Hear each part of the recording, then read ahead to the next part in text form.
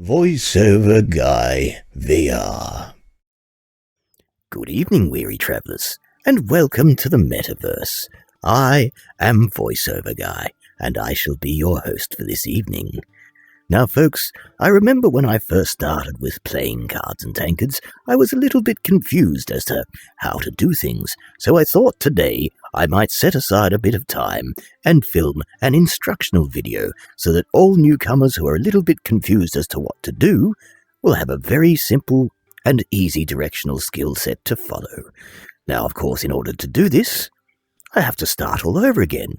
Oh, goodness gracious, how am I supposed to... No, never mind. I think I shall begin with a change of clothes. One moment. And we're ready to roll. Come over here to the table. I have someone for you to meet. Oh, I see. Start a battle by channeling your magic with the runestone on the table. Touch this. Very well. May left that deck for you. Grab it and place it in the runestone to begin. There we go. That's that button on the Oculus. Oops. I let go of it. Let's try that again. Oops, no. Let's try it one more time. We have to put that inside here. There we are. Meet Mulligan, our not-so-bright training dummy. Don't worry about the blank stare. He's supposed to look clueless. Yes, indeed he does.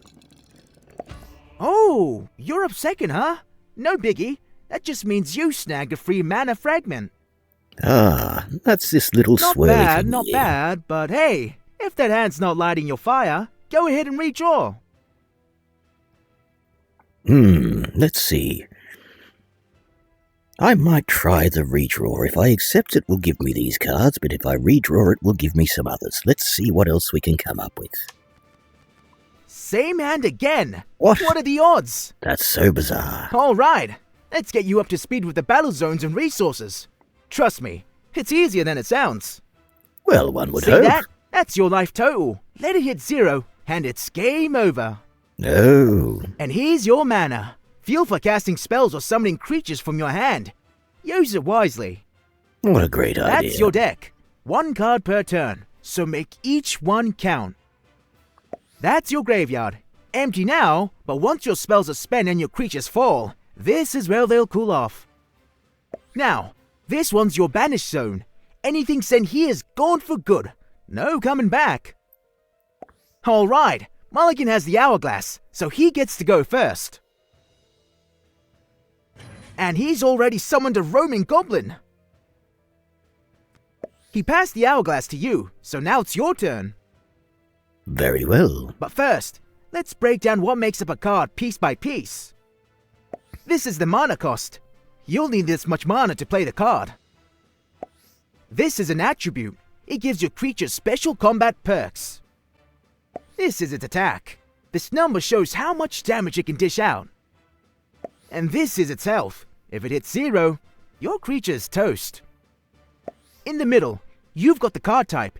It tells you if it's a creature or a spell. And most cards also come with powerful abilities, so read them carefully. Alright, now that you're familiar with it, let's go ahead and summon that moose calf. Very well. Now, you can change the order of any cards you so desire. But we won't worry about that too much right now. We need to put the moose calf. Yeah, we need to put the moose Unfortunately, creatures are calf on the exhausted board. when summoned, so no attacking just yet. And this since is you have why no the more sleepies. mana, let's end your turn by flipping the hourglass. Right, so when you put him on first, he is sleeping. Now, when we flip the hourglass, it becomes the opponent's turn, and he'll wake up. As expected, Mulligan's going on the attack with his roaming goblin. Go ahead and block it with your moose calf. Now, you can see this moose calf has 1 damage and 1 health, and that guy has 1 damage and 1 health, which means this should be a fairly even match. Well done! Now flip the hourglass and let's fire up your turn. Very good. Now you'll see here, where it's got the shield, that means it's a defensive turn. Your mana's refresh, but you don't have enough to summon anything in your hand. Time to use that mana fragment you earned for going second. Grab the Gate Guardian from your hand. Now you'll see it has the axe on top. This means it is your attack turn. So we grab this guy. Now, touch it to the mana crystal and watch what happens. Aha. Look at that! The mana fragment reduced the card's mana cost. Now you can afford to summon Gate Guardian. Give it a shot. Very good. Now he's asleep. Nothing else I can do. Time to progress, flip the hourglass.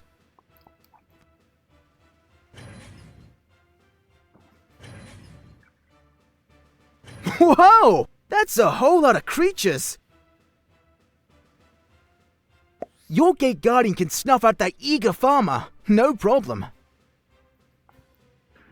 The eager farmer has 3 attack, and I have 4 health, whereas I have 2 attack and he has 2 health. This means I can take him out and still keep my guy. Tremendous. Tick-tock, time's burning. Flip the hourglass to keep the action going. But surely I can go full... No, never mind. I don't believe that I've seen this one before. Let's see it play I out. prefer fire, but that was a shocking turn of events. Terrible dad joke. Right, so we're on the attack mode now. We can send him forward and help him hurt Mulligan. In you go. There we are. A direct hit! Keep turning up the heat. Oh my. That was Mulligan, not me, I swear. Oh no! Now all those cards in your hand cost 2 more mana to play! Oh my. What luck! Oh, let's see what we find. Excellent. Well, obviously, we've got 2 mana. These cost 1 mana each. If I put this one down first, it will only give him extra. So the +1/+0 is in regards to your damage and your health. Play the card in your hand before ending your turn. Yes. Please don't interrupt, I'm busy. Now, we put this fellow down first, which means both of those get +1/+0. Ta-da! Another direct hit! You're melting away his life total! Yes. Looks like Mulligan only summoned another lowly eager farmer. Not exactly a blazing move. Let's see. Ooh, deal 4 direct damage. If I have a look at the board now, this creature does 2 damage, this creature does 3 damage, for a total of 5 damage. Now he's got 2 health, so I send Any him... particular reason you aren't playing that card in your hand? Yes. Could you... Never mind. So if I send this guy forward, that guy will kill my guy, and my guy will kill that guy. However, if I use this card to That's what I'm talking about! Scorch him! Never mind.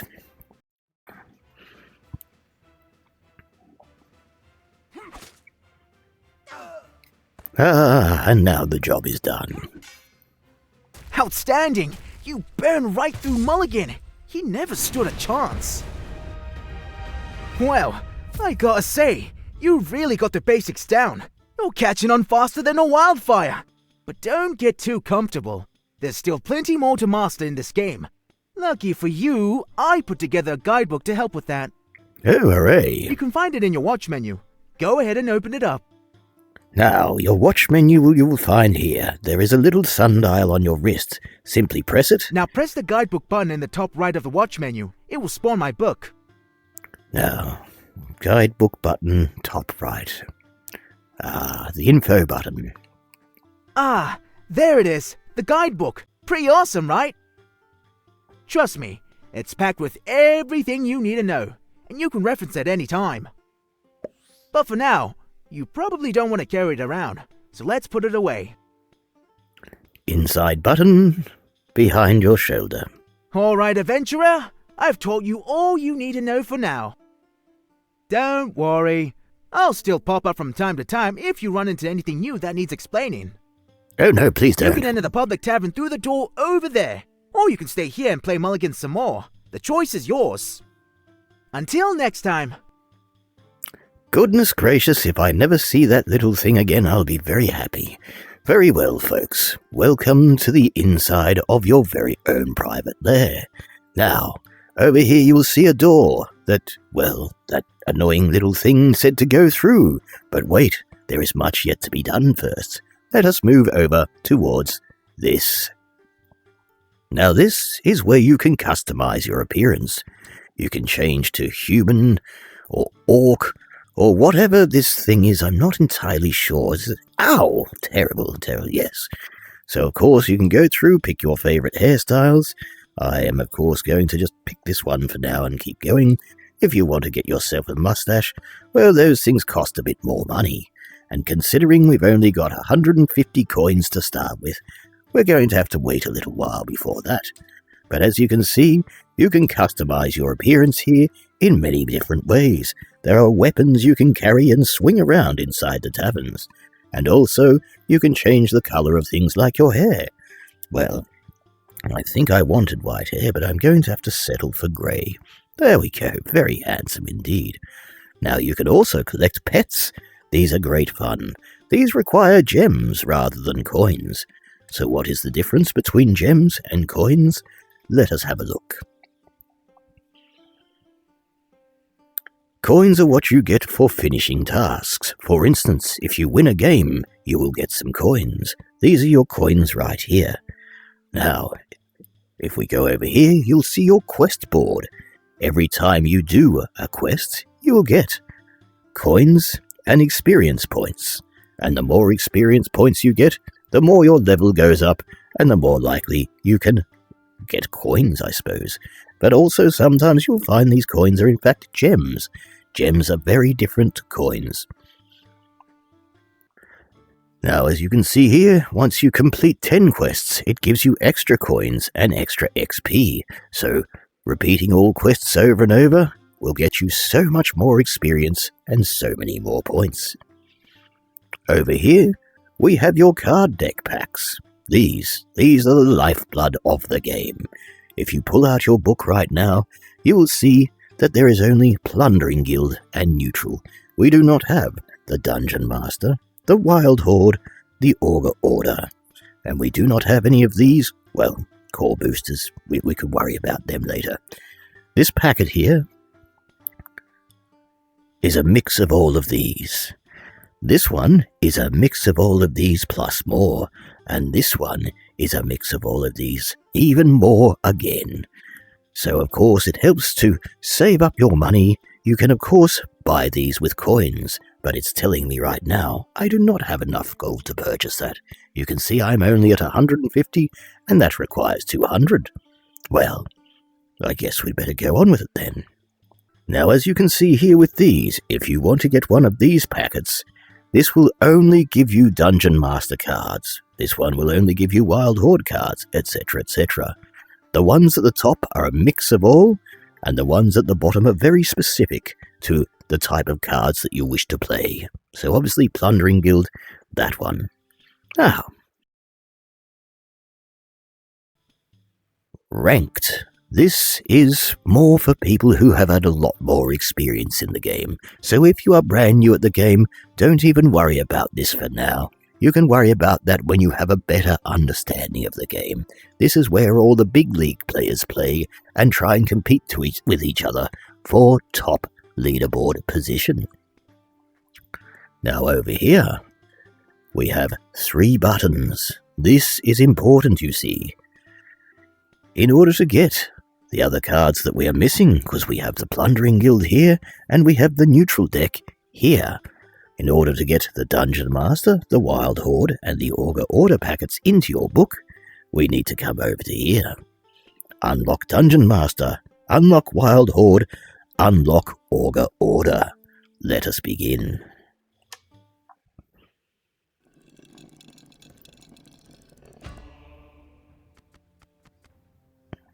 Now, let's see, this is quite a lovely spread of cards. I think I might try some others, though. There we are. Well, I should have gone with the original one, but here we are. Now what we need to do here is finish the game so that we can unlock more cards to put it into our book. Let's see. Now, because I am starting second, I can actually use this, even though this is 2 mana and this is 1. I've got one of these mana fragments. So let's use this. Brings it down to 1 mana, and I can use it straight away. It is the one advantage of playing second. Now on the board we have our Dungeon Masters. You will notice he has the same health as your health. This is because you and the Dungeon Master are now 1. So if I send him forward to fight the other guy will defend. One moment. So you can see we're in attack now. Turn that over, and now it's his turn to defend. He chose not to. Now he's attacking, and because I sent my guy forward to attack before, I cannot defend. My guy is asleep, so he sent forward his guy to attack. Marvellous. Very good. Now, we're going to put one of these guys down, because this guy has 2 attack and 2 health. That guy has 3 attack, 2 health, so my 2 attack should take him out straight away. Now if I send my Dungeon Master forward, he'll simply send that guy forward, doing 3 attack against my health, which you can see is the same as here. We don't want that to happen, so we'll leave him back at the moment, and we won't attack for now. So that's our attack turn done.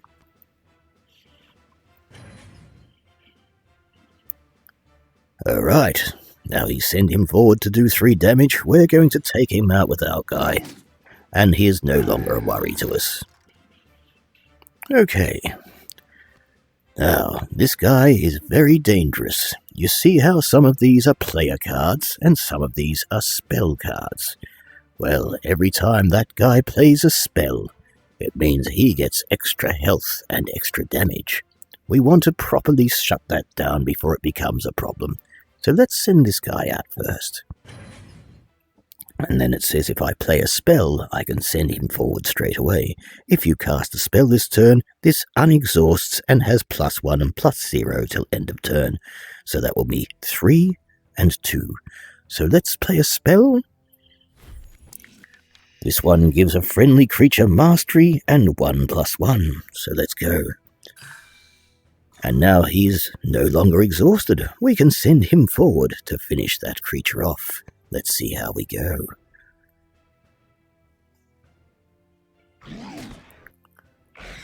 Perfect, perfect. Now you'll see that he is now surrounded by this little purple. This is very important to us. Do you see that spell he just used? And now his purple has disappeared.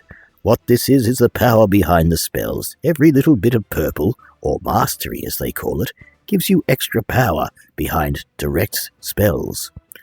Now, if it's something like this one, which is just a pulling damage, it doesn't get the extra. It's only attack spells. So I'll show you again. Your opponent loses 2 life, and you gain 2 life. So we'll put this one down. It takes away from him, but it doesn't take my mastery away. Now, as soon as I have my next turn, you'll notice he gets his mastery back. There we are. So all mastery is a spell buffer, but at the same time, it only works on certain spells, so you have to be very careful how you use them. Now, I have 5 mana here, so this guy uses 4 mana. And this guy is 1. Mastery 1. If you cast a spell this turn, he gets an extra health until the next turn. So we're going to put him over here. You see, now we have 2 bits of mastery. That means it'll bump up to the spells to be even stronger. Ah. Oh my, he destroyed my mastery creature. How cruel. Now, blocking. Deal 1 damage to both combatants before down combat. So you see what's going to happen here is he's attacking, not blocking. Whereas I will be blocking, not attacking. So as you can see, it's defensive turn, blocking. It's going to do 2 damage to both creatures. There we go. Alright, now this guy, he's still ready to attack, and because I'm going to lose health anyway, I might as well send my Dungeon Master forward, and my one attack will finish him off, and I lose 1 health. That's quite alright. Now, because I've already played defensive turns with both of these, I can't use them again. Oh, I could use him again. Does he have... He does have multi-blocker. A combatant with multi-blocker can block 2 separate combatants or the same combatant twice. Well, that was very handy indeed. I simply can't block him a 3rd time. So that is the multi-blocker symbol right there. You see 2 shields with 2 arrows. It means they can block twice. Whereas this guy, he does not have that, so he cannot block again. Now we have this creature, and he is very handy. Do you see this little yellow ring around him? That is the last word ability. Last word meaning when a creature dies. As soon as this creature dies, you will get an extra card. But also, most importantly, after casting your 3rd spell this turn, return the card to your hand from the graveyard. When your creature dies, it ends up in the graveyard. And you can, as soon as you do 3 spells after he's dead, he comes straight back in. We'll be demonstrating that in a moment. Now, as for graveyards, let's say we wanted to get a creature out of there. Let's say the Bone Brute. This spell will get him out. So we put that there. It gives me the options to pick some creatures, and I can pull him back in. Now, remember, if you cast a spell this turn, this unexhausts and has +1/+0. I've cast a spell, which means automatically when he comes back in, I can send him forward to attack. Tremendous! Now, he only does 2 damage.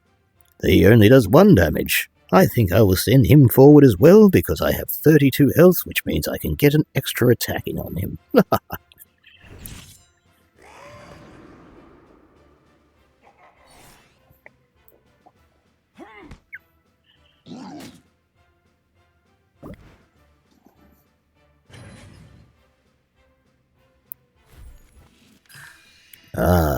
The eager farmhand. How brutal indeed. Let's see now. A dedicated butler. Well, that's absolutely terrible. It does nothing. But we can use him anyway. Because when he sends one of these forward, I can use him to block. He's no good for attacking because he's got very low health and very low attack, but he's very good for blocking.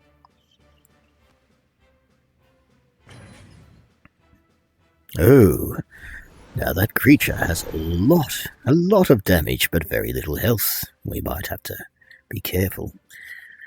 Okay, so your undead creature. When he dies, you get to draw a card. So let's put him against this guy. That guy has 1 health.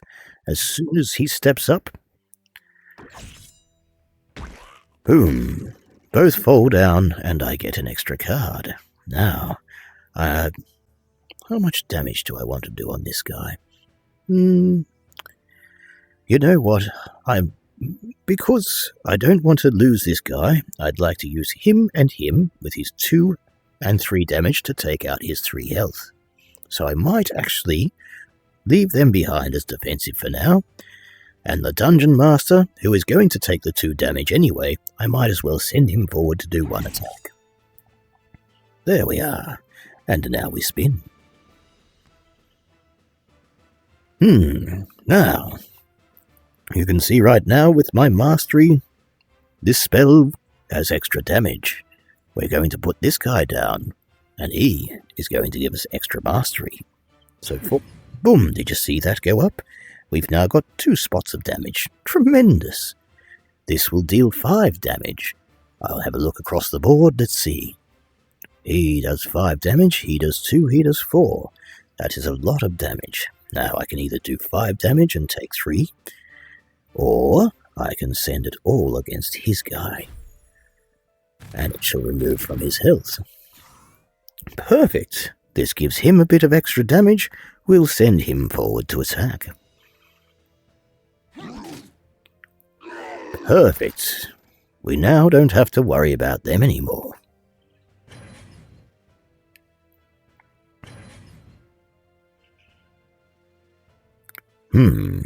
Let's see. I think at this point, because we have him there who is 5 damage, and 2 damage isn't really too much, I don't want to lose him because he's got my mastery and spells, and I don't want to lose him because I want him to block that guy. So I might send my dungeon master out again. There we go.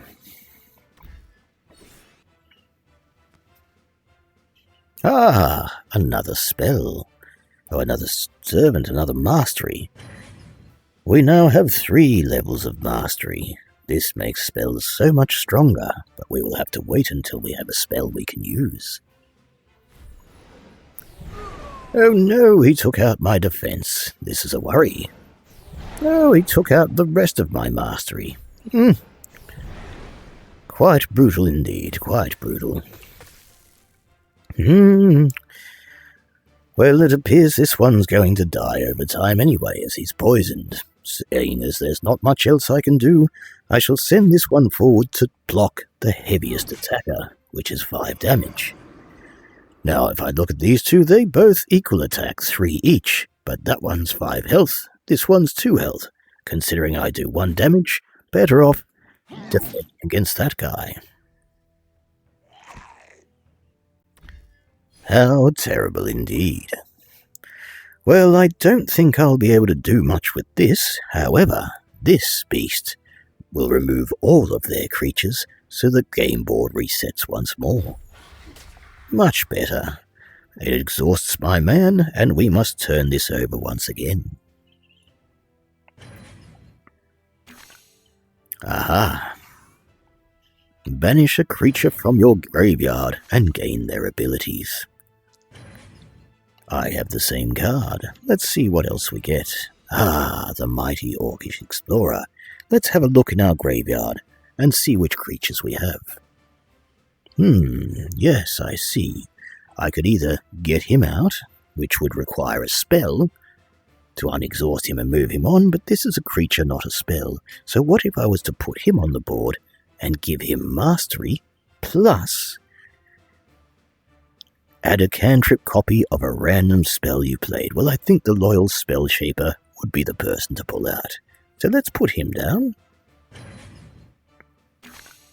And when he enters, I use the loyal spell shaper. You'll see now the loyal spell shaper has gone from the graveyard into the void. What's the void called? The banish zone. You can no longer pull him back. He's banished for life. But he now has the mastery. And when he dies, he will add a cantrip copy of a card. Now, a cantrip is just a card copy, so we can worry about all that later. 5 mana, 4 mana.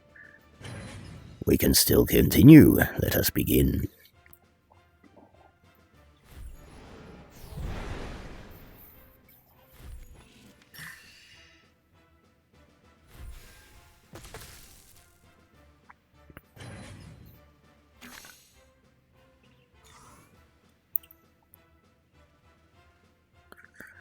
Oh my, he's poisoned my guy, who went from 4 health down to 1 health immediately.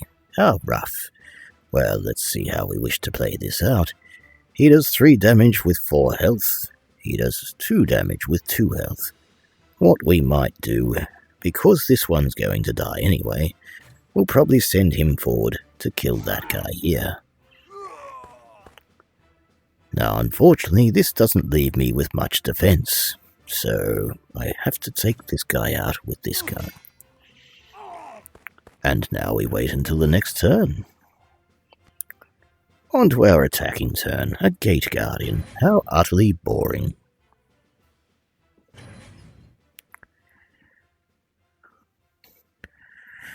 Now you'll see this is a flight deck. I cannot block him at all with either of these. This is because, if you can imagine, you see these feathers around here?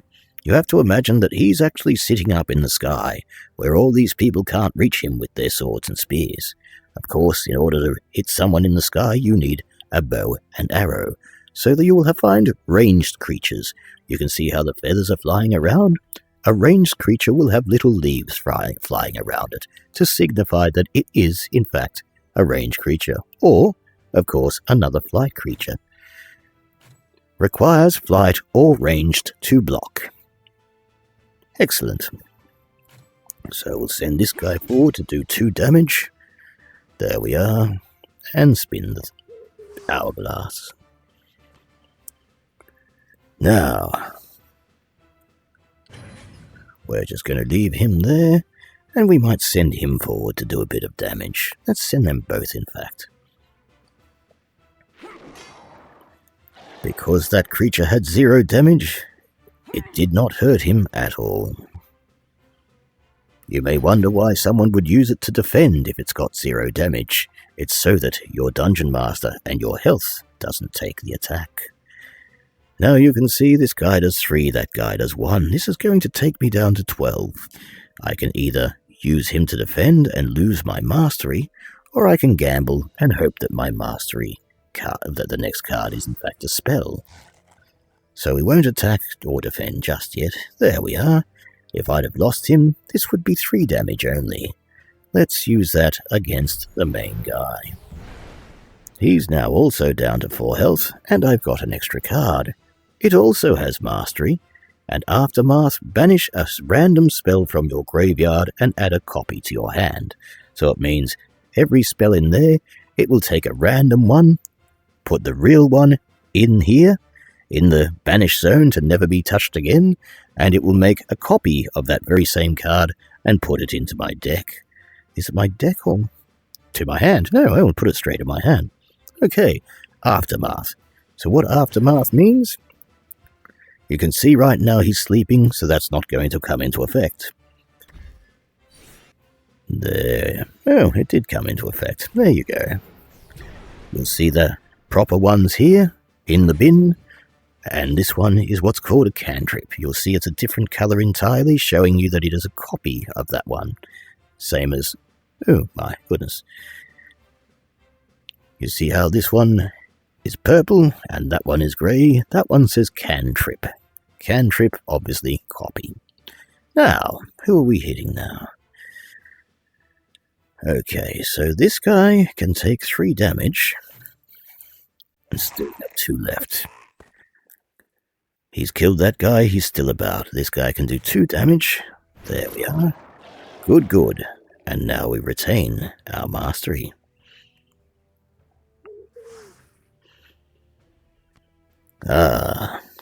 Now I have that here. And we have 1, 2, 3 different purple masteries, 5 damage. Watch this. Deal 5 damage, draw a card, and shuffle 2 base cantrip copies into your deck without this effect. So once I play this card and do my 5 damage, it puts 2 copies in there. So you've got 2 more of those in your card deck. Very powerful indeed. Now of course, Aftermath, as soon as I turn this guy here will put a copy into my hand. There we are. Perfect.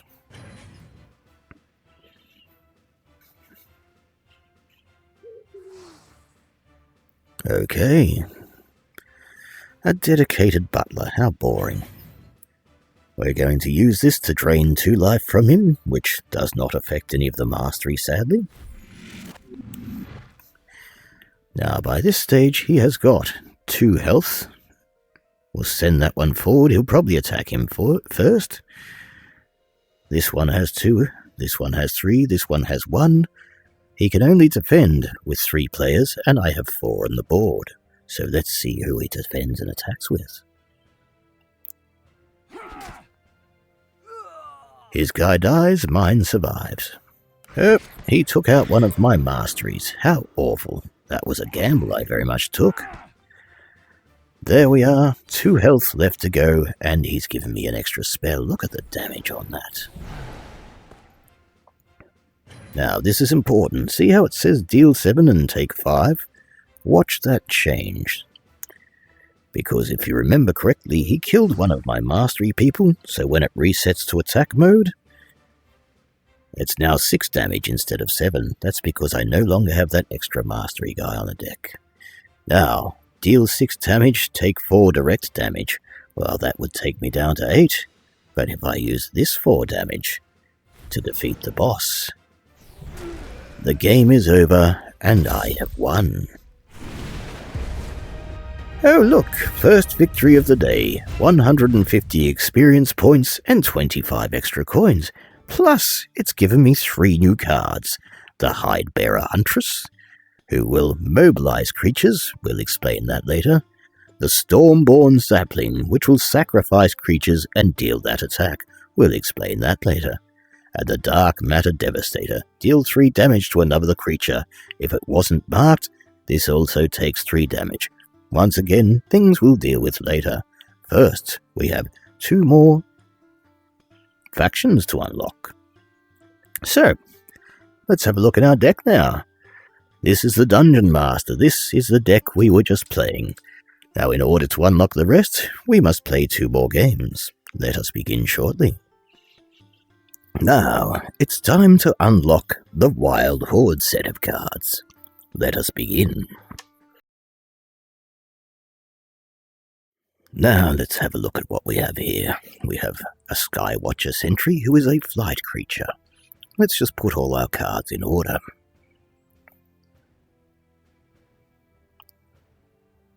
Let's see, I think I actually like these cards, so rather than redrawing this time, I will click Accept. Let us begin. We have 1 mana, this is 1 mana. Alright, our attack turn is over. I see he's using the same creature. Very well. Now, it's our turn to attack. We're going to bring out a Hungry Mimic, so let's bring him forward. Now, did you see that? He is not exhausted. This creature has what's called Amped, which means as soon as you put him down, he's ready to fight. Now, if I send this one forward, he'll send his forward and kill him. Instead, I can send this one forward. Now, he does 2 attack, he does 2 attack. They will both kill each other, most likely. However, because, you can see here, blocked. Deal 1 damage to the blocker before combat.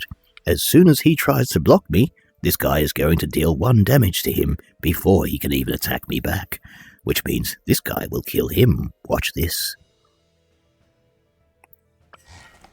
Oop. Leaving him completely unable to attack me, which means I still have my guy, and his guy is now dead. Now, 3 mana. What should we put down? Entrance. Draw 2 cards, discard any spells drawn to the graveyard. So we're going to put this guy down. 2 cards are going to come into my hand. 1, 2. Oops, that was a spell, so it goes straight into there. What a shame, that was a very good spell. Never mind. Now, this guy does 3 attack and only has 2 health. If I send this one forward, it will do 1 attack first, and then hit him for 2, which will finish him off, but it will also kill this guy. Instead, what we might do is send our flight creature forward, because that guy does not have ranged, so he cannot attack my flight creature, which means there is no way for him to defend, and it should do 2 direct damage to his health. Perfect.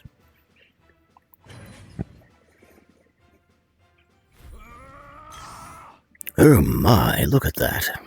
Well, unfortunately, I have nothing I can do except defend against both of them. So we'll send this guy forward.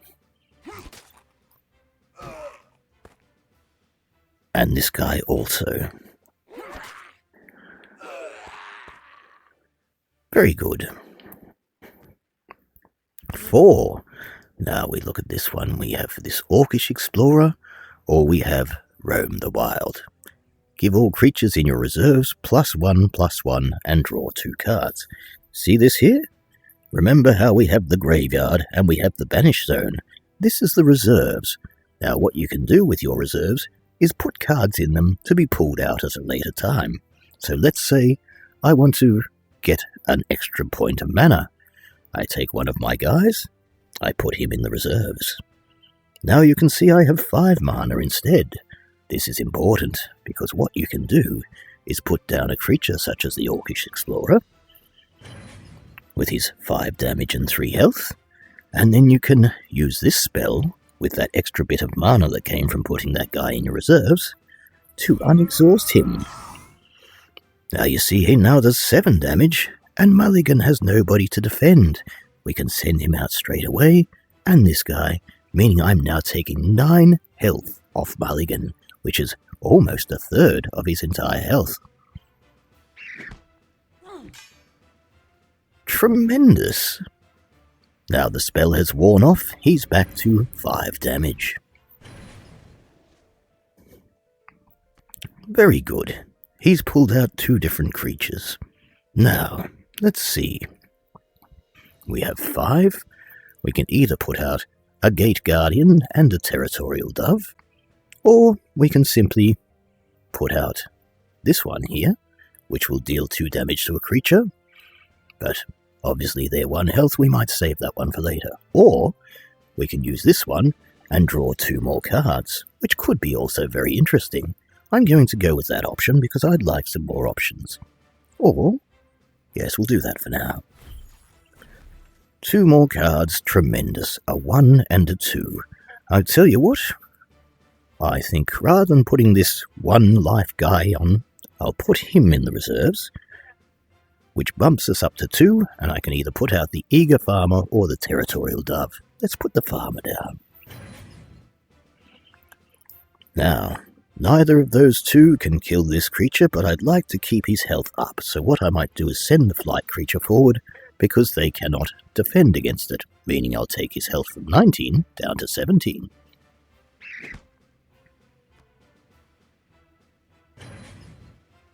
Ah, another flight creature. Oh, 2 more.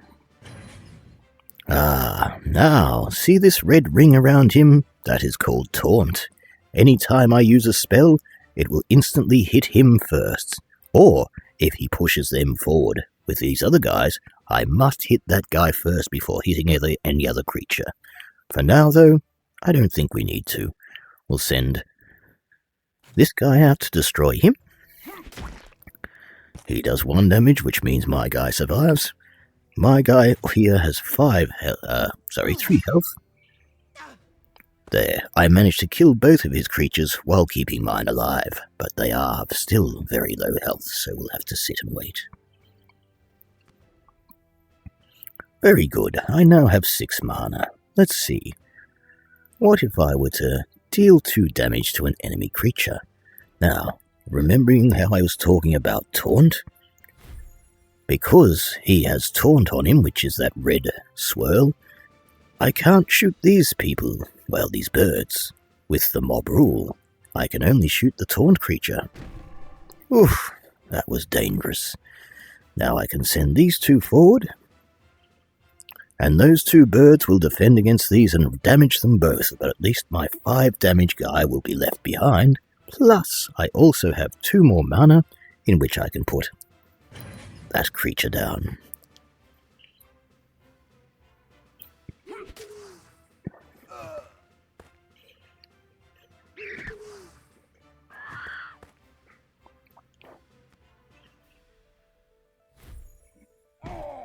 Oh, he used the same spell I used before. How terrible. Right, 7. Glorious Overseer. Oops. Oh, they're both the same. Very well. Other friendly creatures have 1 +1/+1, and prepare, mobilize 2 or less. Very good. Now, the prepare sort of means like wait a turn, and when it says mobilize 2 or less, let's have a look at our reserves. We have a 3, and we have a 1. 1 is less than 2, so after the prepare, he will pull this guy out on the board. Let's see this happen. So the prepare means not this turn, but the next turn. Boom, there we go. So mobilize means to pull cards out of your reserves. Let us continue. Now, we have 8. So how do we want to do the maths on this? 4 and 3? You know what we could do?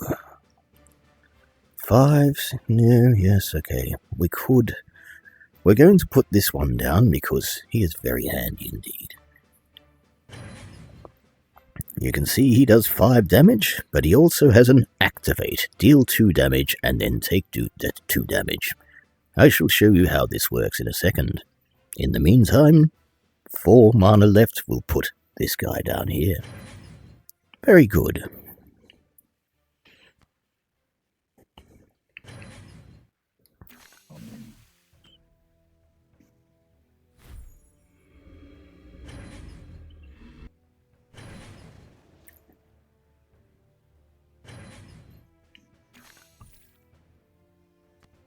Now, we have 7, 9, very good. Other friendly creatures have +1/+1. Let's put him down. Oh look, they all got extra health and benefits. As long as this guy and this guy remain alive, they all have an extra +1/+1 each, which means 2. Now look at this. It says here, activate, deal 2 damage, take 2 damage. Now, to activate a creature, hit him on the head.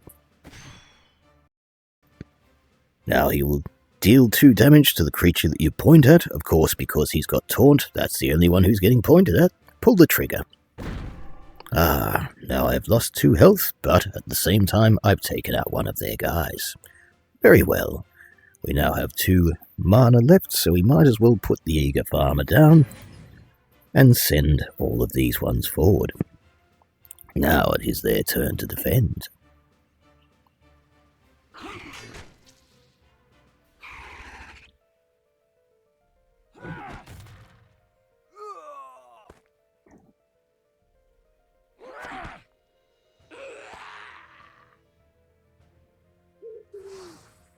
And because he could not defend the flight creature, well, it took away 3 of his health. Okay, entrance. Gain 1 life. Well, you can see right here. Soon as he enters, 1 life gained. This underling creature has no extra spells. We're just going to put him down and use him if we need some defense. But notice how he had only 1 health before, but as soon as I put him down, he had 3. That's because these 2 guys have that give other friendly creatures +1/+1. Wonderful. Let's send some people forward then, shall we? This is going to be quite interesting indeed. That is a lot of damage. So, 5 damage. Hopefully he defends with that one. 4 damage. 6. 3, 6, 3, 6. Goodness gracious, that's a lot indeed. Let's count that up. 5, 9, 15, 18, 24, 27, 33 damage all up, and he can only block with 2 creatures. I think I might have beaten you, Mulligan. Let's see how this plays out.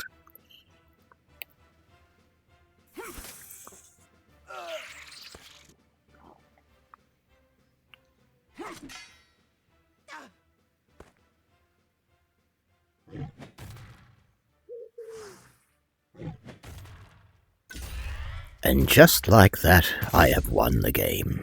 Right.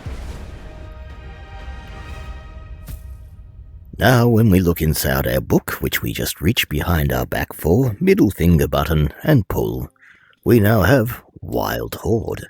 And these are all the creatures you can get from Wild Horde. Well, not all of them. We can unlock more later.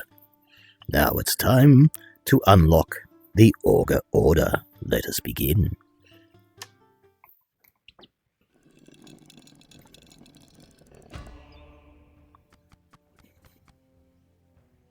Very good. Now, this is a very good set of spells. Let us see how we go. First, we put a person on the ground. This is our defense in case he sends somebody out to hurt me.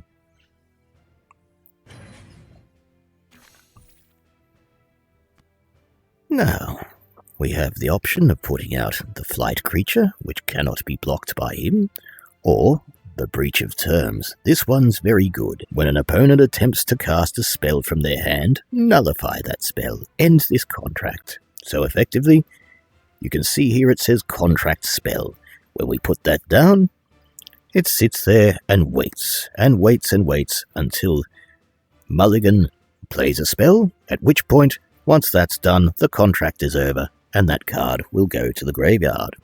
So all this card does is stops him from playing a spell. Very powerful indeed when used correctly.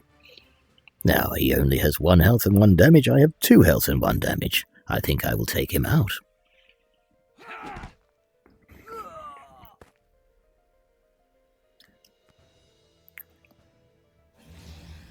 Oh, look, he tried to use a spell.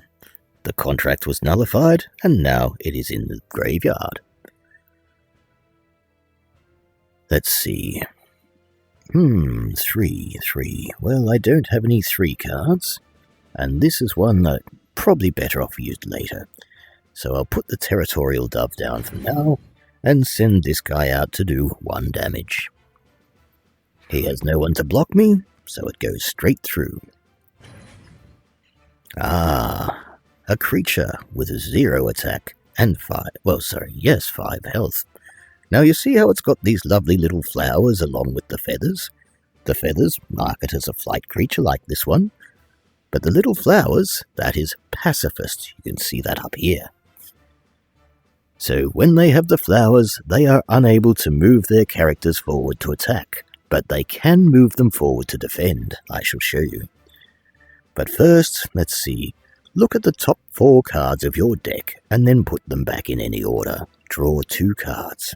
This one is very interesting, and I shall show you how now. Now, give a friendly creature 0+3 if it was below full health. It also gains armored. However, you can see how it says down here, discarded. Give a random friendly creature 0+1, which means 1 extra health. You'll see this one also has discarded. This is where things get interesting. So, as you can see here, look at the top 4 decks, put them back in any order. When you put a card into your pile like this, discarded, deal 1 direct damage, it will do exactly that. So let's pull these cards. Let's say that one, and that one, and then that one, and then that one. Now it will pull the top 2 that I chose. When I discard a card, give a random friendly creature 0+1. It means putting it back in your deck and replacing it with another card. However, every time you do this, it takes away 1 of your health, and you can only do this once per turn. Very important to remember. Now the reason for this, each time you put a card away each turn using a discard, it is its own special ability. So for instance, deal 1 direct damage. It will actually deal 1 direct damage to him, but I'll show you on the next round.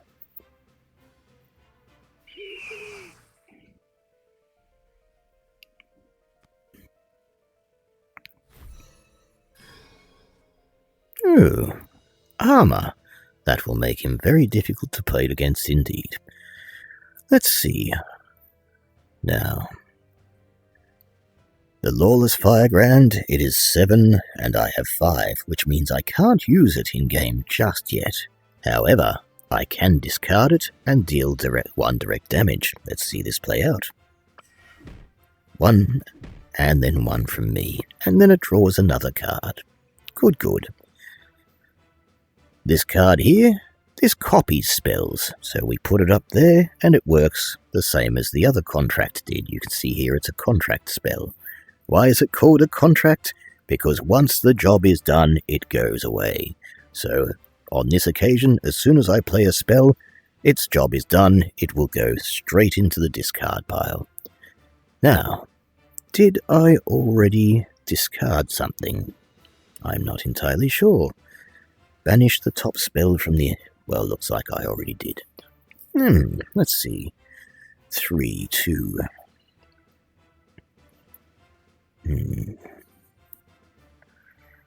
Your opponent drew 2 cards in a single turn, draw 2 cards, and in this contract. Good. So we're going to put that one away, and that can sit there until we're ready. Now, let's send 2 people forward to attack.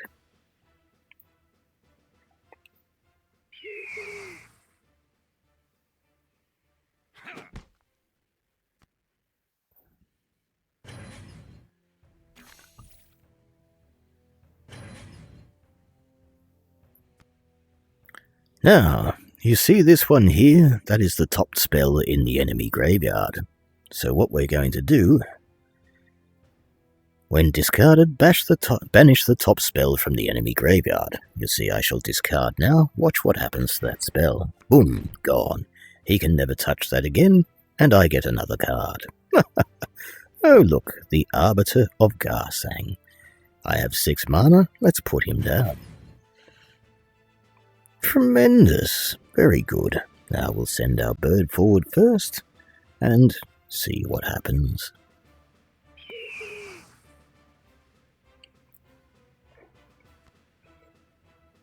You see these floating shields?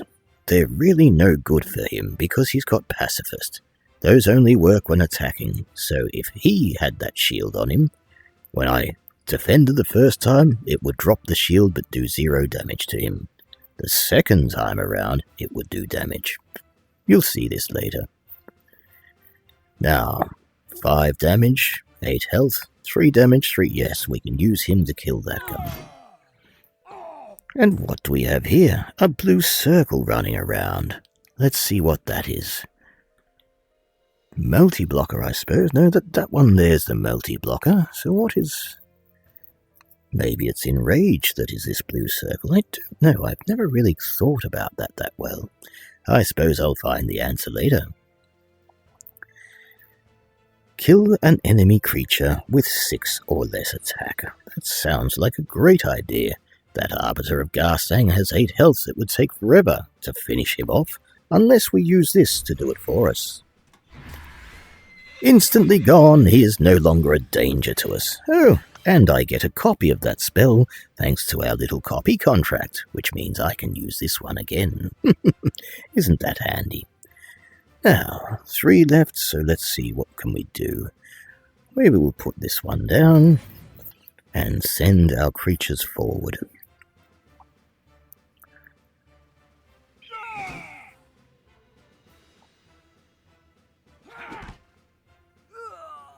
Glorious. As you can see, that one is slowly getting chipped down.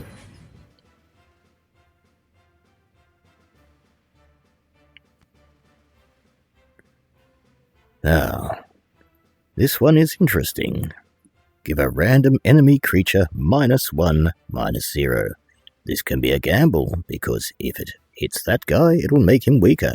But if it hits that guy, he's already got 0, so it won't change a thing. Let's see how we go. Aha! Thankfully it got the right person. Right. Now, give a friendly creature 0 + 3, so 0 damage + 3 health. If it was below full health, it also gains Armored. Now we get to show you what the Armored is about. So we know that this creature has lost some health. Let's give him this shielded announcement. Aha! He now has the shield. Now you can see that that guy is 1 damage, and that guy's 0. Watch how this plays out. We'll send him forward, and when that guy comes to attack him... Crack! That guy only managed to take his armor off. It didn't actually do any damage to my health because of the shield.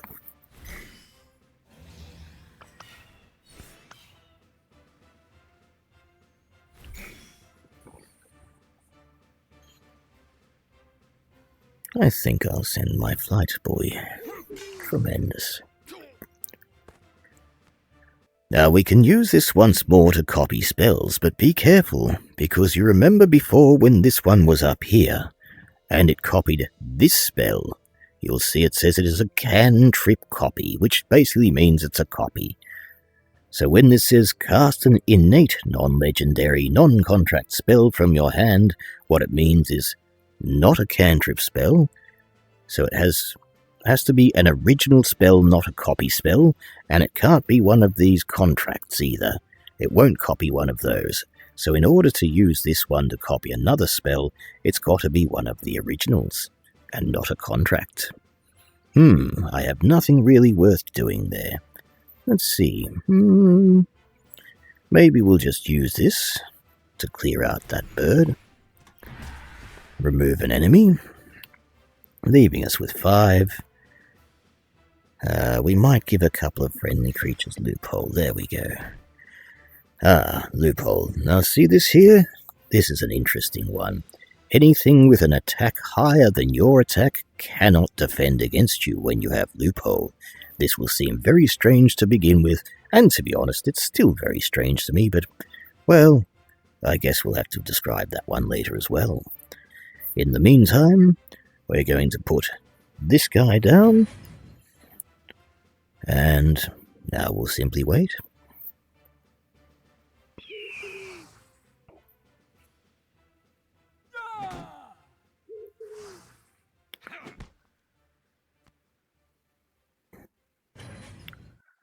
Aha, he's back.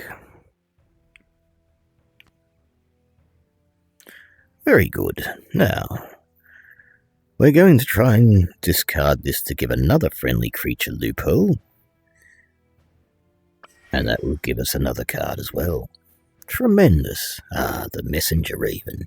This is a very handy creature indeed. You'll see that after this deals direct damage, all players draw a card. So when I send him forward and he takes 1 health off, Mulligan gets an extra card and I get an extra card. Now, we have to fight this guy. He will kill that guy. He will kill that guy. He cannot hurt my birds, so I can send them forward, but he can destroy that guy. However, this guy is armored, so you can see he will defend against him, knocking over his armor, but not taking any of his health.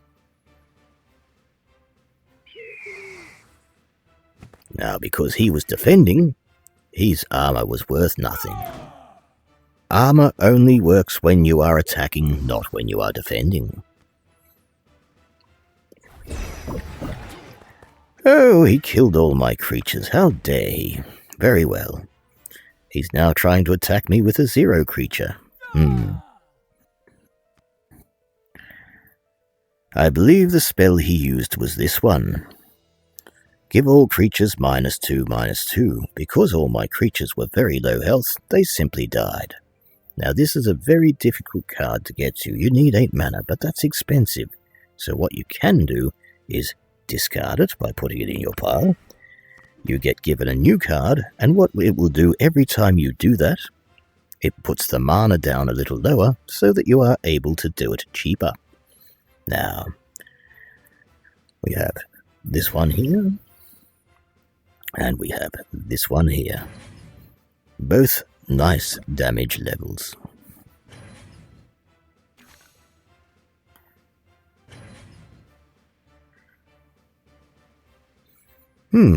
Three, five. I think we'll just defend with this guy. Very good. We don't want to defend with anyone else, really? Oh. Yes, I might use this guy to finish him off. Now you see I took 3 damage, because my shield does not work when defending, only when attacking. Let us continue. Right. Oh my, look at all my spells are now highly expensive. I don't think I'll worry about using them. That is because of this person here, the Spellbreaker. When he enters, your opponent's spells cost 5 more mana until your next turn. So as you can see, this is usually 2 mana, but because this guy... my creature thing's not working. There we go. Because the Spellbreaker joined in, that is now far too expensive for me to use this turn. I will have to wait until next turn. I guess we'll put down one of them, and one of them. Now this is interesting. You see it says discarded, remove pacifist. What I would have had to do was put him in there and wait till he was drawn again, and then he could attack. But because he is a 0 attack bird, I'm not really fussed about that. Let's send these ones forward. Now that is about 11 damage all up. He can only defend 2 of them. And now this guy is left to do 5 damage. That is a big hit.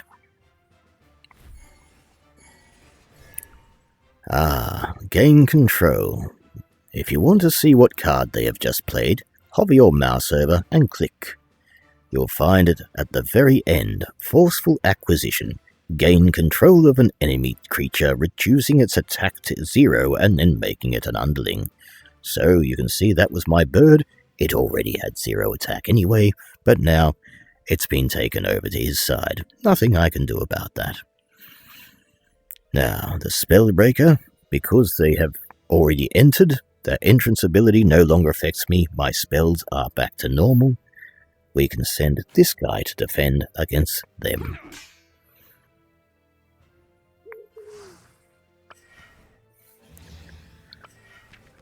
Ah, good. Now, here's where things get interesting. Very good. When you gain life, this gains 0 + 1. Let's put him down. The Medicine Carrier, this is another one of those activate ones, so every time you hit it on the head, you will gain 2 life. But if he's already sleeping, hitting him on the head will do nothing. We'll leave him there for the moment. Now we want reiteration. This will mean the next spell we play will be... Oh! He used a break spell on that one. How lucky. Because the one I really wanted to use, Defensive Acumen. If 3 creatures have more health than attack, so let's see, 5 health, 3 attack, he does. 4 health, 3, yes. No. Well, so far we don't. I guess we'll put it up there and it shall wait until we do. Oh, no, there it goes. Now, what this means is that every time these creatures attack, when their hearts are blue, they attack for that much damage each time. It's rather frightening, I can assure you. So this guy, rather than doing 2 damage, will be doing 1. This guy, rather than doing 5 damage, will be doing 3. However, this guy, rather than doing 3, will be doing 4. Let's send them all forward and see how this plays out.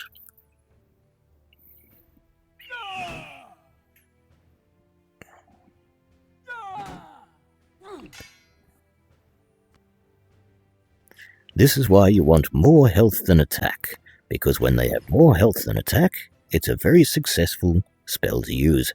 When you have less health than attack, it's not as successful at all.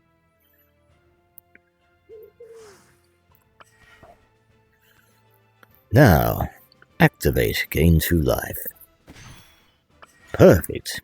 And now, when you gain life, he just gained 0 + 1, so he got an extra health, which means because Defensive Acumen is play, now he does 6 damage, making him all the more powerful. Now, we don't want him getting any more health, so we might use Forceful Acquisition to steal his healer. That stops him from gaining any more health, and I can also whack him on the head, gain myself 2 health, and then my guy gets another 1 there. It's all a little complicated, but the more you play around with it, the better it'll go. There we are. Right. Oh look, more health again. So let's send him forward to destroy someone. Now this is important. As soon as someone defends, he's currently doing 8 damage now, but his health will go down again, so watch as this plays out. There we go. So because his health is now 5, it means he's only doing 5 damage.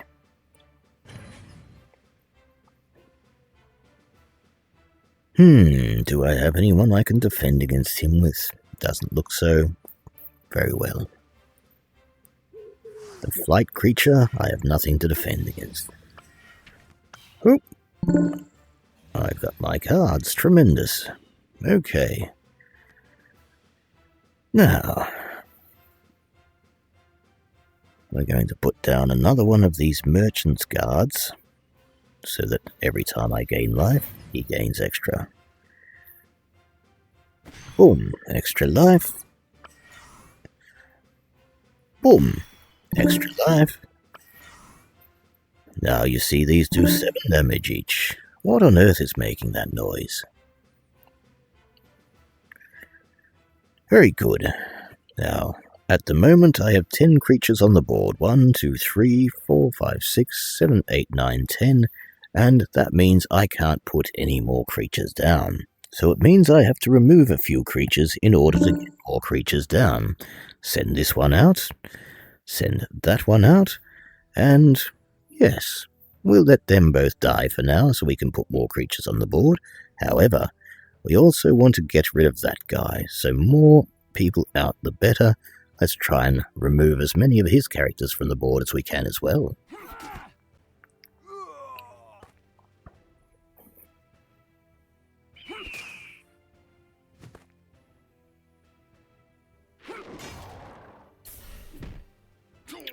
Oof, so why did I just lose health? Oof, lost health again. Here's why. Death blow, deal 2 direct damage. He killed 2 of my creatures and did 2 direct damage each time.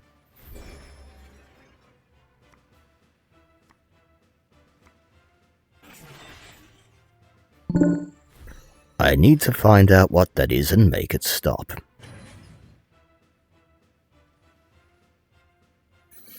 Okay, now because this creature is attacking, even if I could defend against it, it would only break the shield.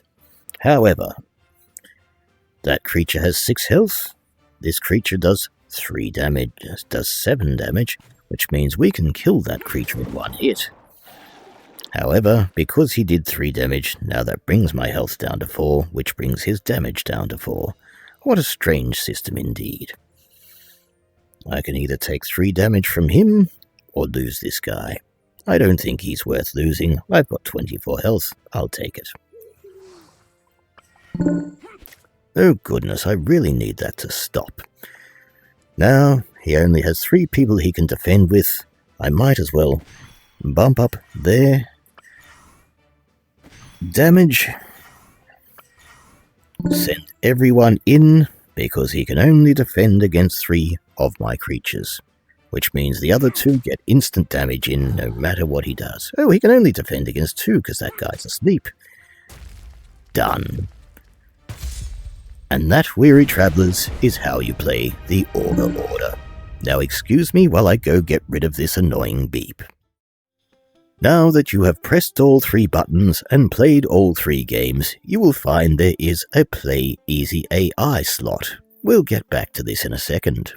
If we return to over here where our cards are, remember how we had all the factions here, and some of them were in fact missing from your book? Let's pull out the book now and have a look. There they all are there. So you can see here Dungeon Master, purple. This is the guy who has the same amount of health as you, and he gets that little purple swirl, which helps makes your spells much more powerful. That is called Mastery. We also have the Wild Horde, which we can find here. It is green. This is the one where you can put a creature into your reserves and pull him out later using Mobilize. As you can see here, Mobilize, that will pull anything out from your reserves. Then we have the Plundering Guild. That is the maroon one. This is the one that uses coins to upgrade. I don't think we've had a proper demonstration of that one, so I'll give you a demonstration in just a moment. Now we have the Augur Order. This is the one where you can discard cards. So for instance, you take your card and you put it back on your card pile. It will do a special ability when you do that, take away 1 of your health and give you an extra card. And if you use this one, you can use all the creatures with low damage and high health and switch it around to make them do the same damage as their high health. A very powerful faction indeed. Then of course the final one we have here is the neutral deck. The neutral deck does not belong to any faction, so you can use them in any deck you like, but we'll get onto that later. First, let's go have a look at the Plundering Guild and how it works. Let's return to our Play Easy AI. We press our thumb button here, and we bring up Plundering Guild and put it in the box. Aha! Here is our AI opponent. Let us begin. Now, I'm not sure I like the look of this one, so we're going to do a redraw. Very good. Now the Plundering deck works off coins. Now the way this works, you get an extra coin every turn, but also certain creatures will give you more coins. So we'll just get started and I'll show you how this works as we go along. Now, as you can see, I have one coin, and as it becomes my turn again, I've got a second coin. So let's see. Entrance. Give a random creature in your hand +1/+1. That's +1 health and +1 damage. Enhance. 2 random creatures instead for 1 coin. Well, I would like 2 creatures to get 1/1, so let's... And then we put him in and watch as 2 of our creatures get a little bit of extra. There we go, those 2 there. Tremendous. Now I do not have any more 1 mana, so let's just turn the thing.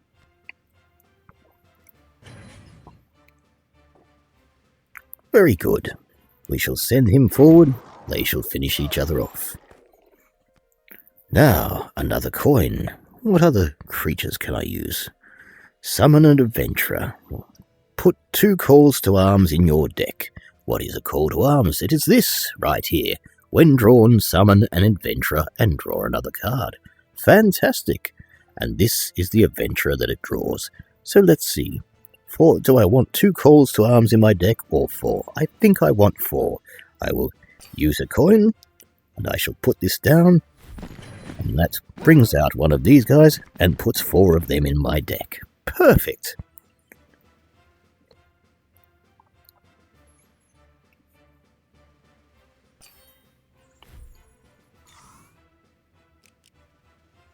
Now, this mark here can do multitudes of different things, but these are different abilities for different creatures. It's not going to do much right now.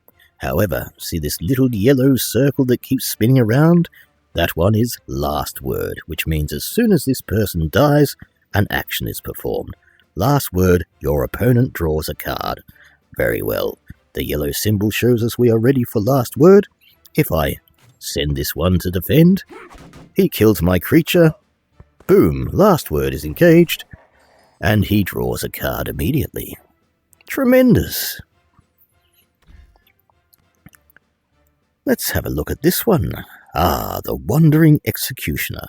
Entrance. Deal this creature's attack to another creature. That creature has 2 health. He has 3. Enhance. Gain +2. So that would make him 5 damage. That's a little bit strong for this guy, so I think I will save my coin on this occasion and simply use him without enhancing him. Now, we aim at the person that we want to take the health off, pull the trigger, and he's now no longer with us. Perfect. Let us continue.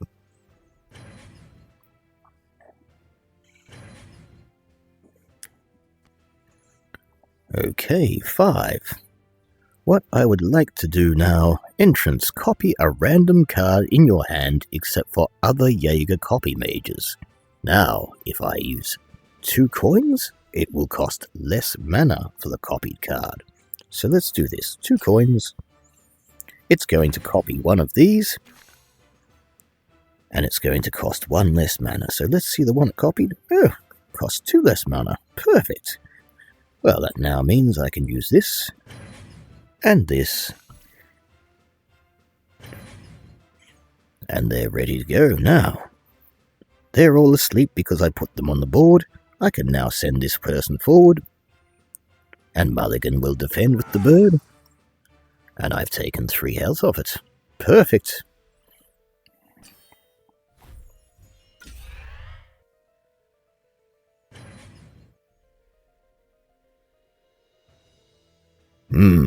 Here I must be very careful. You see, this one has a last word as well as a death blow.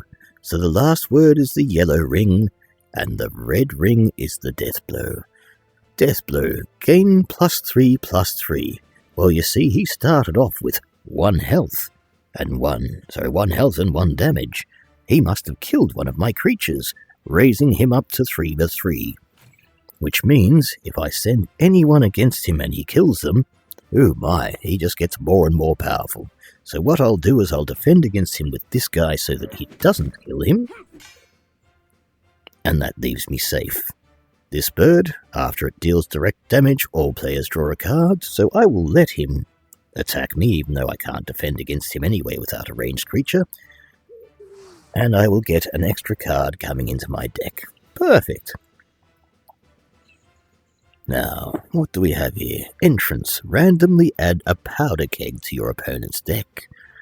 A powder keg, when drawn, takes 3 life off his main health. Very powerful indeed. I cannot enhance this creature. There is no way to enhance him, so I shall simply put him down. And he will put a powder keg into their deck. When you can see now that shows up as a Bane. Whenever Mulligan pulls that out, boom, 3 damage of his health directly. Now, those 2 are asleep. The only one he can defend with is this, so I will send everyone forward to attack now. He can only defend against one of them.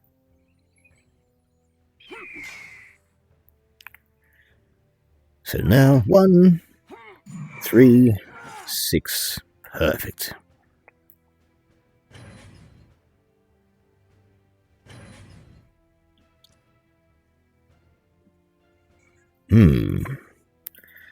So he has 5 damage and 6 health. This means the moose calf cannot kill him. He will definitely finish off the moose calf, meaning the moose calf cannot get any more health or damage. He is no longer a danger to me. However, he also went straight back into his deck. Oh well, we'll have to watch out for him later.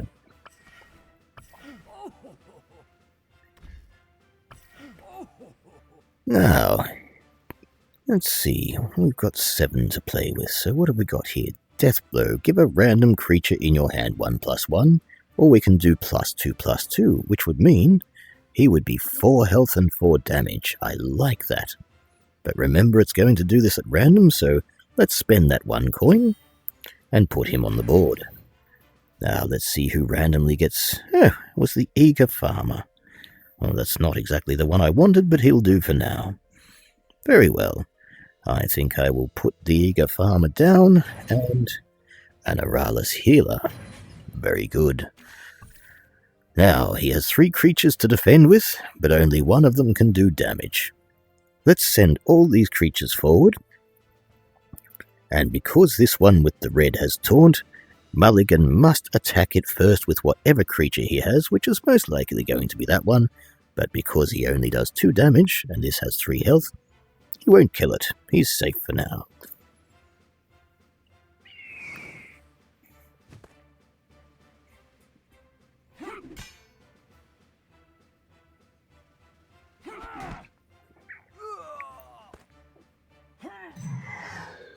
Three damage, 3 damage. Good, good.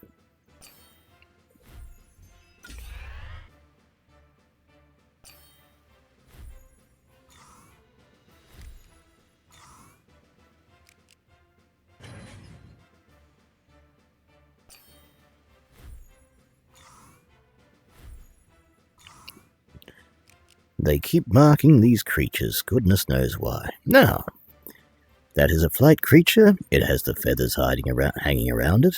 You can see this one has the leaves. That means it is a ranged creature. Ranged creatures can defend against birds. Now, the other thing about this one, see how it's got the red swirl? That is Death Blow. Death Blow, give a random creature in your hand +2/+2. Very good. Let's use him to take out the bird. I cannot. Why can I not take out the bird? Aha, that's why. See the blue little rings going around it?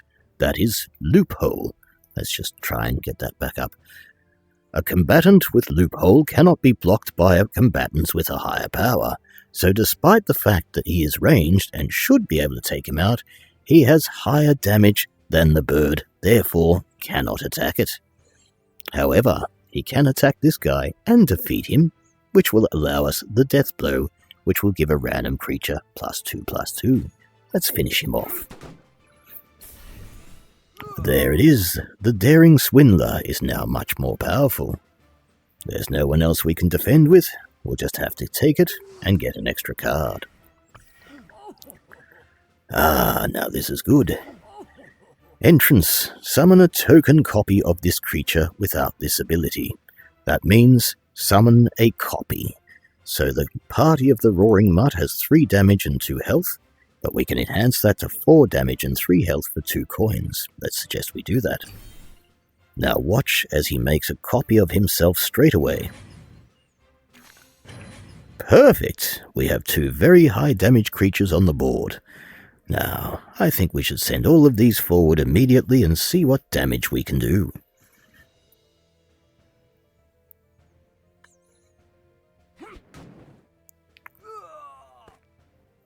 Fantastic.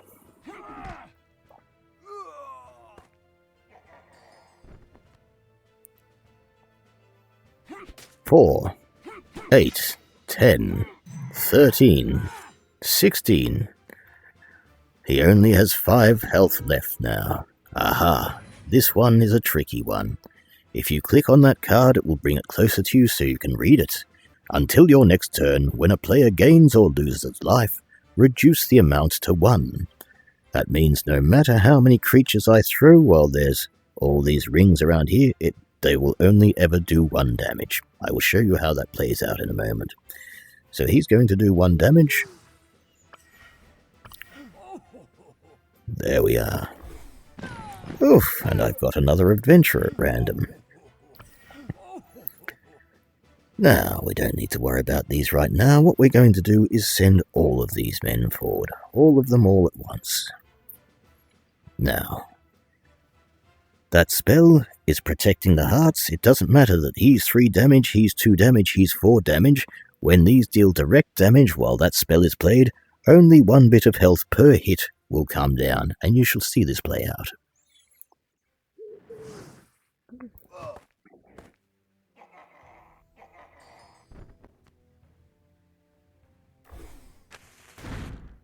One damage. That was that powder kegs. Where is he? Oh, he's dead now. 1 health, 1 health, 1 health, 1 health. That spell is now over. The hearts are no longer protected. Now all damage will be back to normal. Ah, this one is fun. The Paladin of Aralis. Entrance, give adjacent creatures armored until end of turn. Watch this. Now they all have the armor. We can push them all forward, and the first attack of each creature will only hit the armor, not damage any of their health. So let's send all these ones forward as well. I believe we might have beat Mulligan.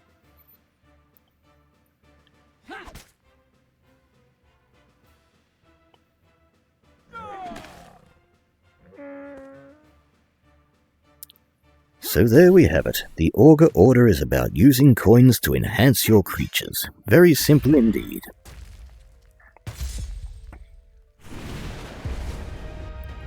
Very good, weary travellers. There we have it. Now, let's go and have a look at how many coins we have. 610. That means we can afford one of these packs. Now, if you're looking for a pack that is exclusive to a certain faction, you can always get one of these, but they do require 200 coins plus 50 gems. Well, as you can see, we don't have any gems right now because we are free to play. If you want more gems, you can always get a subscription, but we'll show you that one later as well. Now, in order to get more cards, I recommend pulling out a core booster pack. It costs 200 coins, and we have 610, which means we can get one of each pack, and I get to show you exactly what I mean by the different packs. So a core booster pack is just a mixed selection of all the normal cards. There we are. See this? Dread experiments. Sacrifice a friendly creature and then draw 2 cards. Now, why would you want to kill one of your creatures? This is very interesting indeed, because sometimes sacrificing a creature gives that creature a special ability. So let's have a look at this. Arcane Experiment. Only 2 mana, 1 health, 1 damage. Very, very useless. But, last word, when he dies you draw a card. So if you use this card to sacrifice one of him, he gives you a card, this gives you 2 cards, so you end up sacrificing him and getting 3 cards in your hand. It makes perfect sense. The Cautious Hunting Party. I find him fantastic. You put him down, he summons a token copy, so i.e. a copy of himself. So basically, you put him down, he brings out another guy, you can sacrifice the second guy to get 2 extra cards and leave him on the playing field to attack. The Hungry Mimic. You will remember earlier he was the one who dealt 1 damage to the blocker before combat. I put him forward, the bird with 1 health came in to block him, and he bit it before it could attack him, finishing off the bird and leaving him completely safe. The Zealous Archivist. Not only does he give you Mastery, which is the spell enhancer, but afterwards he will remove a random spell from your graveyard and copy it and put it in your hand. So effectively, let's say that was in your graveyard, he'd make a copy of it in your hand while that one goes to, whatever they call it, the Banish Zone. The Reconstructor. Entrance. Sacrifice another friendly creature and then summon a Bone Amalgamate. Now, the Bone Amalgamate is... Where are you? Where are you, Bone Amalgamate? Oh, I don't have one of those yet. That's for what's called a bone deck, which is mostly using skeletons and sacrifice, so that's something you'll learn as you go along. The Dagger Supplier. After summoning an innate mercenary, innate meaning not a copy, randomly add a call to arms to your deck. The call to arms was that one that just pulled out random mercenaries and just brings them straight on. Tremendous. So as you can see, you will get more cards, more spells, and more abilities. Now, let's go have a look at the Crusade of Sun and Stone. You will find most of the Crusade of Sun and Stone belong in your neutral deck. So let's open that up and get ready.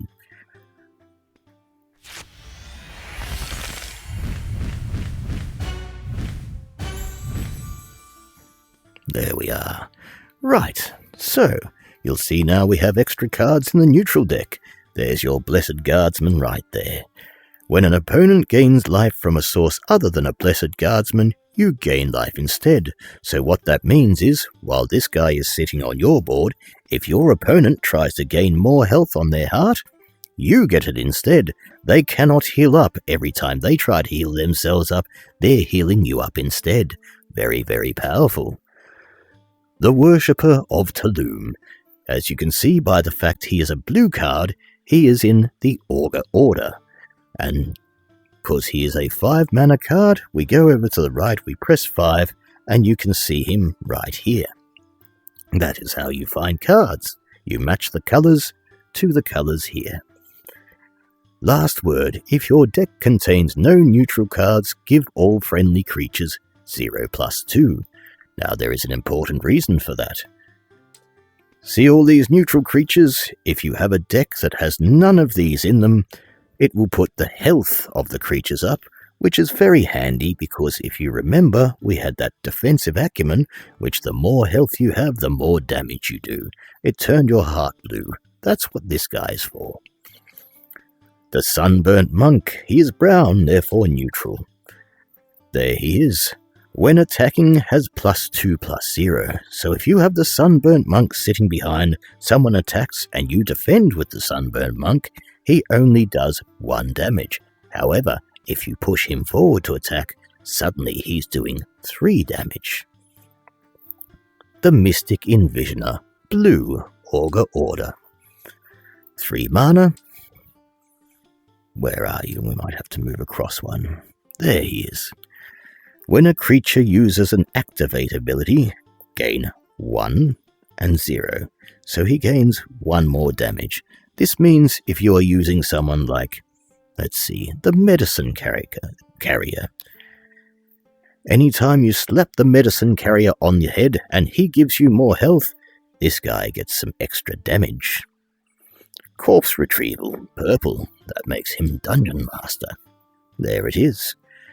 Fetch 1 undead, otherwise give an innate, which is a not copied, non-doomed, which means it's not going to go straight to the Banish Zone. Give that creature last word, shift this to your opponent's graveyard. So, I don't know why you'd use that. Why would you want to shift something to your opponent's graveyard? quite bizarre indeed. But you get the idea anyway. Now, the Ashes of Enku. This, my friends, this is the latest update. These are all the new cards that everyone is currently playing with and currently having a wonderful time with. Let us begin.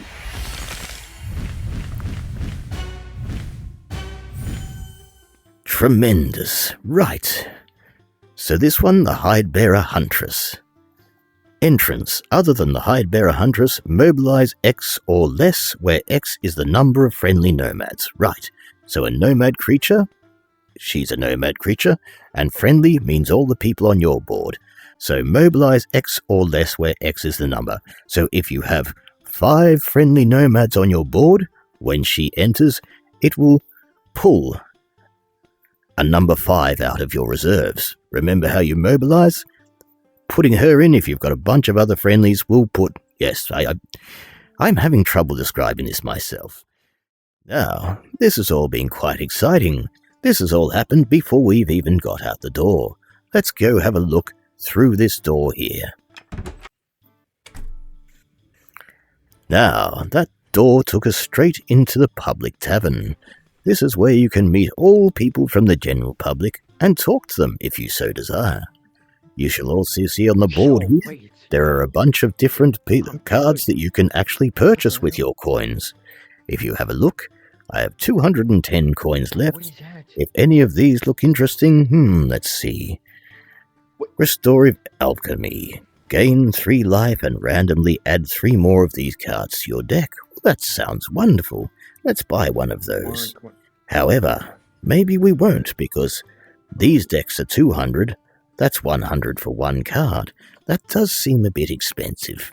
You will generally find you are better off leaving this behind for now, getting as many of these as you can, and then only using this deck when you desperately need a card, or if you want to top up just, whatever you can't seem to get out of these. You can find your quests here, and all your rewards for leveling up here. Every time you go up a level, you will get a reward, such as more coins. And sometimes an extra packet. You pull this apart, or don't even need to. There we go. Even more cards, goodness gracious. Even for a free-to-play, this is quite exciting. Now if we go over here, see how our quest board is lit up, we can now collect our reward from that, and you'll see one of our quests is complete. Oh look, unlock an additional starter deck. Those were the buttons we pressed. More coins. And then we have buy a booster pack of cards. Well, I believe that was what we did before. Shall we get the core booster pack once more? Open that up. Ta-da! Even more coins. Goodness gracious, this game is amazing.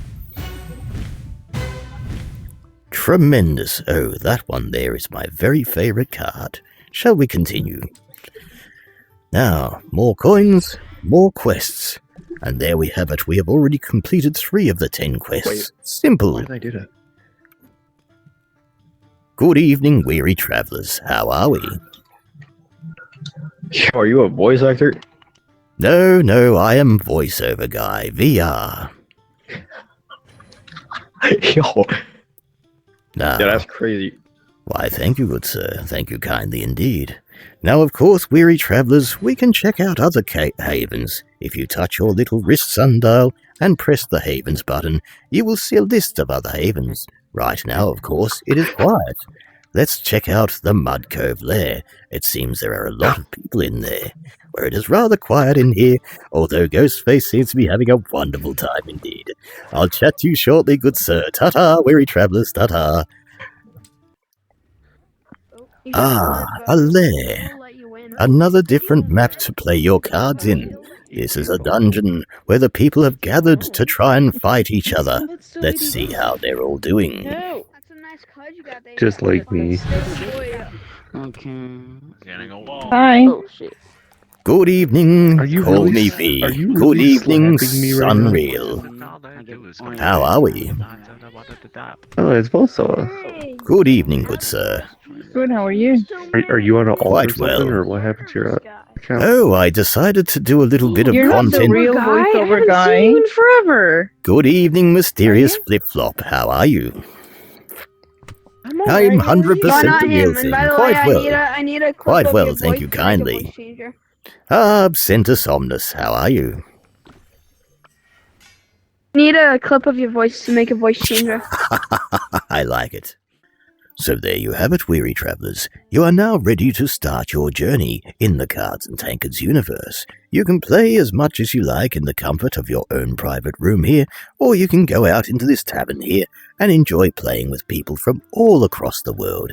The people here are lovely, they're all friendly, and we have a wonderful team of moderators and moderator apprentices who keep the place safe and friendly for all involved. And let me just tell you a little secret, weary travellers. I also spend a lot of time on here, so if you ever wish to see me out and about in-game, come up and say hello to me. You will find me just out here in the public taverns. I shall see you out there, weary travellers. VoiceoverGuy VR.